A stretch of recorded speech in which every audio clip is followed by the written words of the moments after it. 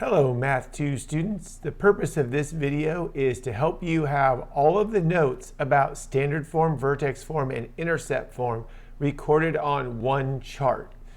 You should have a paper that looks like this from class, and you want to get this paper out, and by the time this video is over, you need to have all of this information filled in. So here we go. It's the A value that tells you whether or not you're going to have a vertical stretch or a vertical shrink. And all three forms of a quadratic equation have an A value. So if your A value is greater than 1, then your graph will have a vertical stretch in comparison to the parent function. If your A value is a proper fraction, then your graph will have a vertical shrink in comparison to the parent function.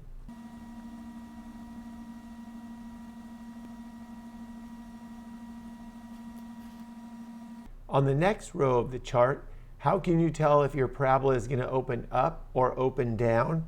A positive A value will cause your parabola to open up, and a negative A value will cause your parabola to open down.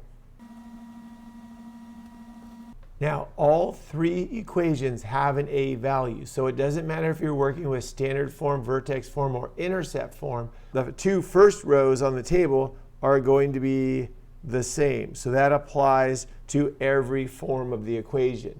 But when it comes to the axis of symmetry, it's different for every equation.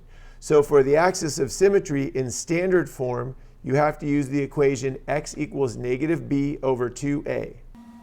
When you're using vertex form, the h value tells you what your axis of symmetry is going to be. And when you're using intercept form, you have to use the formula x equals P plus Q divided by 2, where your P and your Q are your x-intercepts. If you're working in standard form and you want to find the vertex, the complete vertex, not just the axis of symmetry, you have to take your x value from the axis of symmetry and plug it in to your equation. And once you do the math, you will know your y value. If you're working with vertex form, the k value is your y value. And if you're working with intercept form, you need to take the x value from your axis of symmetry and plug it back in to your intercept form equation. If you're looking for the x-intercept solutions or zeros, you want to use intercept form. Intercept form, the x-intercepts or solutions or zeros or roots will be the p value and the q value. And you find the p value and the q value by solving this equation. You want to know what value of x will make y equal 0. If you're looking for the x-intercept solutions, zeros, or roots, and you're working with vertex form, you're not going to be able to find them. If you're working with standard form, you can possibly find them, but you're going to have to change standard form to intercept form first, and you do that by factoring.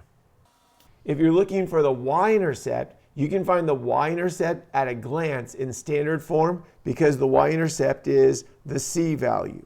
If you're working with vertex form or intercept form, you can find the y-intercept by replacing the x's with 0. Because what the y-intercept is it's the y value when x is 0.